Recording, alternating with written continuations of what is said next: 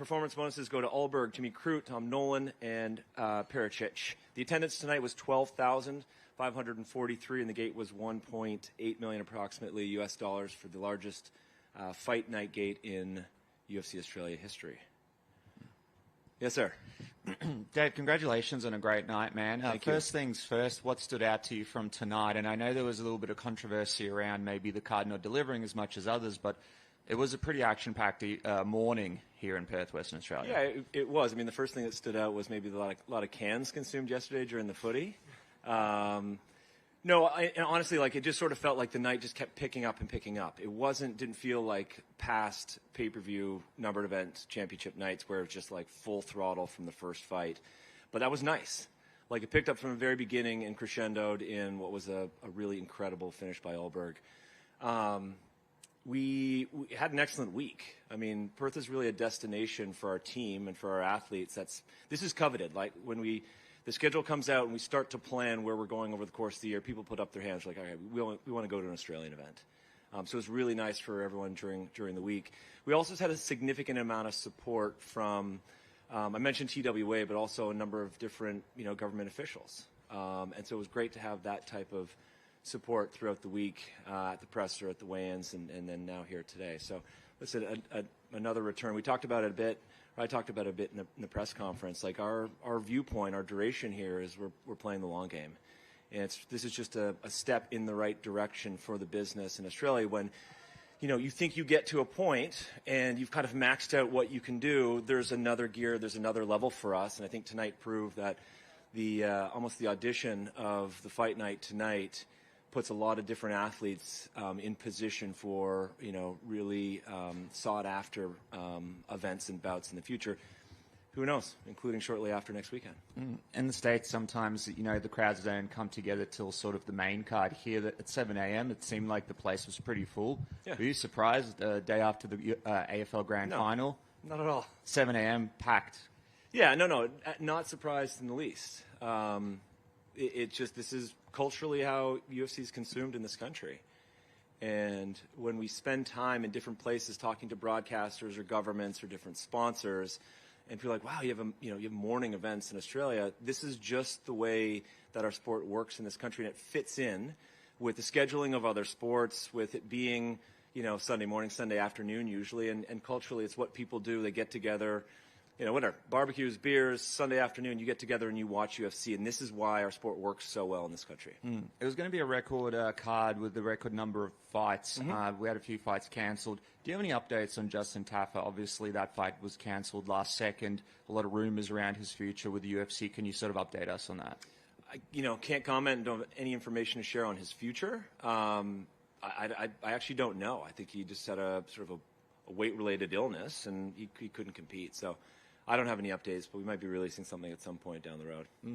An interesting moment in the Jake Matthews fight with Neil Magny. Seemingly, the referee waved off the fight with a second to go and then continued it.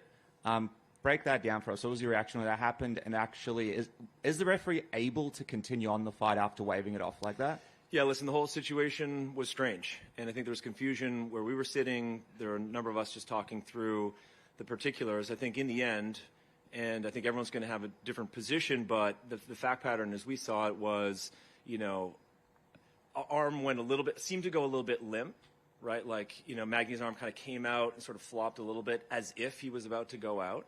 My only assumption, and I don't want to speculate, my only assumption is that the ref assumed that he was going out and seemed to have stopped the fight.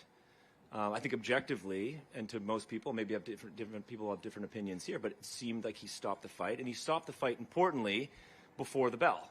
Now, there didn't seem to be much time before the bell, and so that's where the confusion, started. Jake got off because of the bell.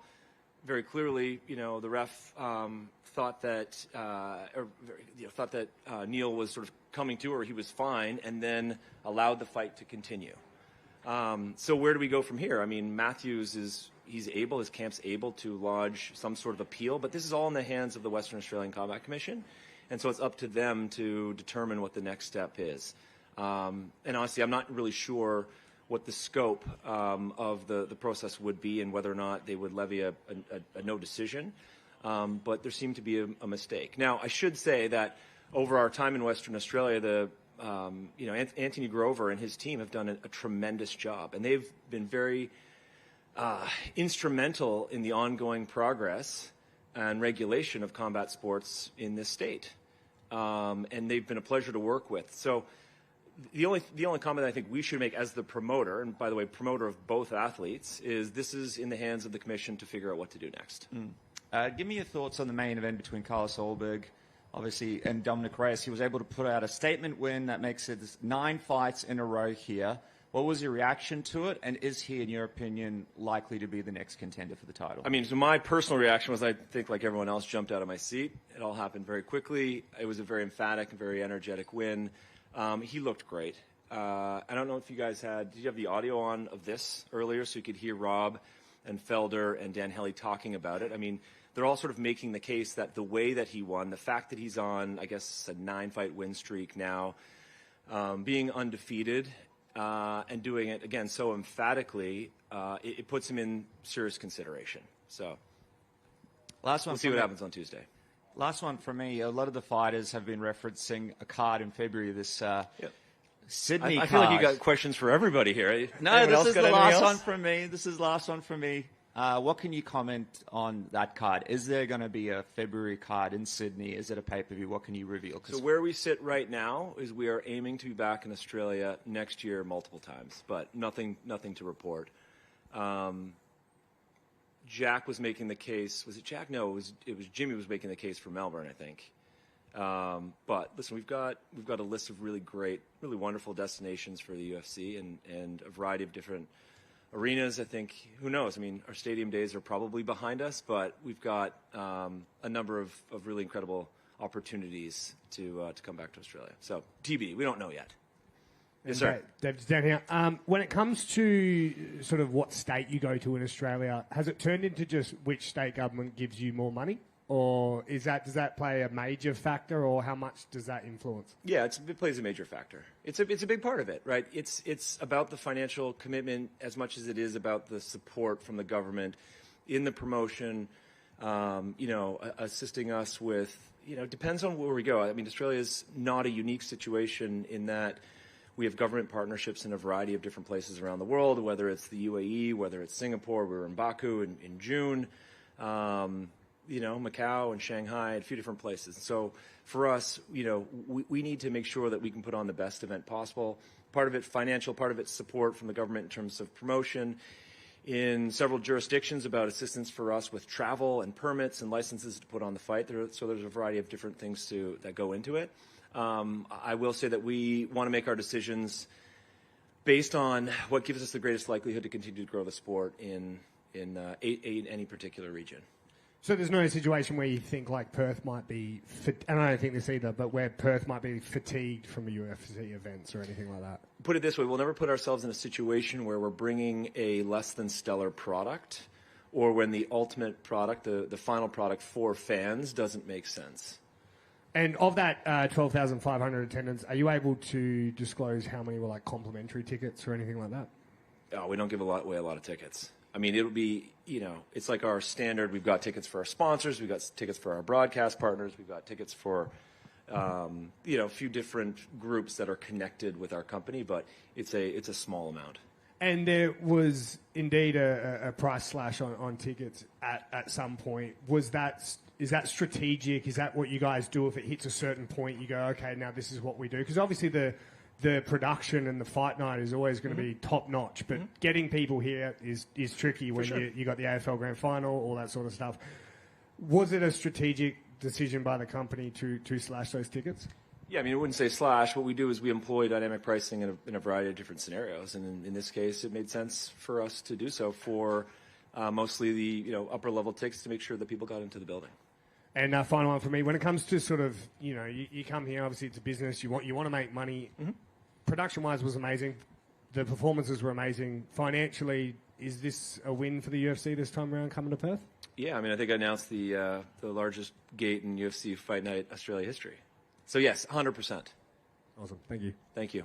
Just one down here. Yes, sir. Quick one. Talking about that, so much was made about ticket sales, pricing, But as you mentioned there, it's the largest gate for a fight night in Australian history. The UFC continued to kind of do stuff like that, break records, set records. But so much was made of that and the timing about the grand final.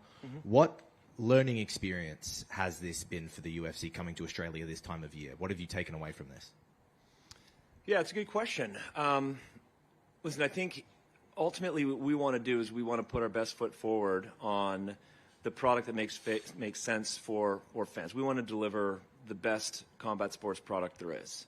Scheduling, as we've talked about in the past, can be a challenging situation. Sometimes dates work out for you, sometimes they don't.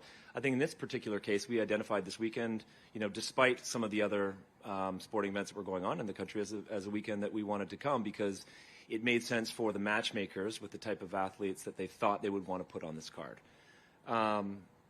We talked about it a bit earlier this week. I might have mentioned at the press conference. I can't really remember, but the way that we've got our product set out with, numbered events at the top, we've got fight nights, but we've also got a number of other products, right? You've got Tough, you've got Contender Series, you've got Road to the UFC. Everywhere you look now, there are Aussies in all of our different levels of our live event products. Our team that runs the Road to UFC format, which, we're leading to the finale of that later this year or early next. The Aussies and Kiwis participated in that for the first time and were very successful, right? So part of the calculus, part of the decision that goes into, when are we going to have events, what type of events, and where are we going to go, is thinking again on the long term. So what I'm getting at here is, a fight night in Perth was actually the perfect type of event because it allows a number of athletes to be able to participate and flourish and sets them up for future opportunities, whether that's in, a big pay-per-view in Vegas or a numbered event somewhere else in the world or another fight night in Australia. So, if we were talking about some of the considerations that we put into what makes an event successful or not, I mean, we're all walking away this afternoon thinking that this couldn't have been better for us. Is there a potential to bring maybe one of those other events that you mentioned, the road to UFCs, those types of things? Is there potential to bring those things here? Yeah, there is. One of the products that I didn't talk about was Looking for a Fight, which Dana is extremely proud of. Potentially a Looking for a Fight. I don't know. I mean, we're looking to expand and grow on RTU because it's been so successful. So taking that to different places around the world, maybe it's here. What we've got to do and work with the matchmakers on is what makes sense for the level of talent in a particular region that we're going to want to deliver and actually operate this type of tournament format for. So the short answer is yes, 100%. The other thing is, continuing to strengthen the relationship that we've got with other MMA promotions in the region, including here with Eternal, that can help continue to develop talent that gets individual athletes from another promotion to step into the UFC and be successful right away, right? That's like a really important consideration for Sean and Mick and Hunter and Dana. Awesome. Thank you very much. Congratulations on the event. Hey, Dave. There's been a lot of talk about multiple Australian fights in Australia next year. City Kickboxing went 4-0 tonight, 3 first-round finishes. I know where you're going with it. Yeah, I ask you every time. It seems like no better time with the amount of fighters coming out of New Zealand to make a return to Auckland for a UFC. I can't argue with you. No, you're absolutely correct. It certainly does. And I know that Hunter and Sean were speaking to Ulberg after the event. And like all good Kiwis, I'm sure he's advocating for a return to New Zealand as well. We would love to go there. The events that we've had in Auckland have been incredible. You touched on a financial contribution from the local government. Am I going to have to go home and start talking to the council to try to get the UFC to come over to Auckland? Yes. No, I'm just messing around. No, I mean, listen, I think if I'm not mistaken, I think there's been news in the last few weeks about some investment into a major funds sort of grant pool at,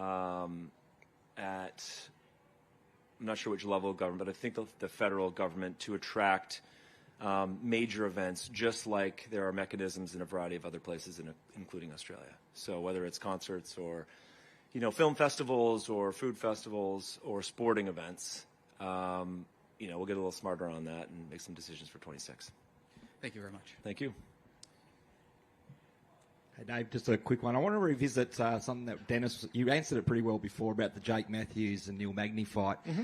And it was waved off, but have you ever seen a fight continue after it has been waved off, then the fight's over?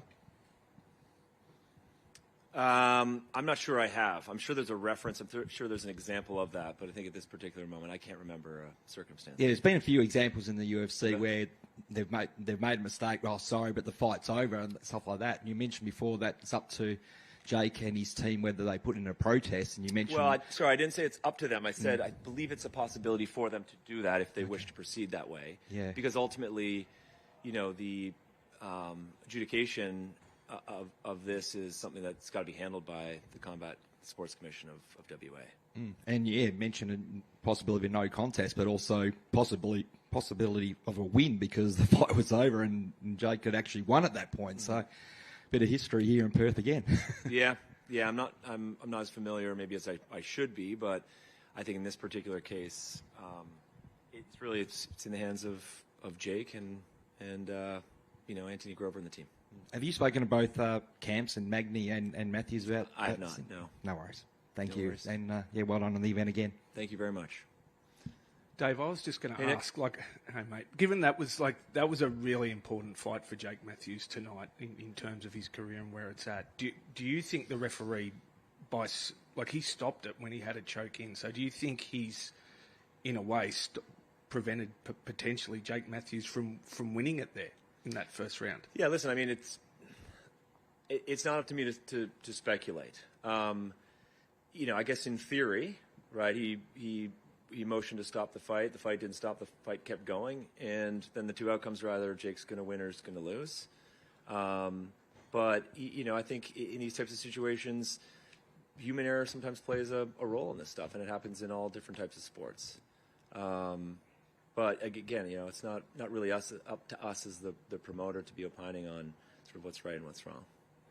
Given that he did momentarily win the fight, is there any chance of him getting his win bonus or no? I mean, yeah, I don't know. Sorry, yes, there is a chance, but I don't know whether or not that's something that that Hunter and Sean, who are here tonight, Dana and Mick or not, would have to decide. Thanks, mate. Yeah, no worries. All right, guys, I think that's it. Appreciate the support all week, and we'll see you guys next year. Thanks a lot.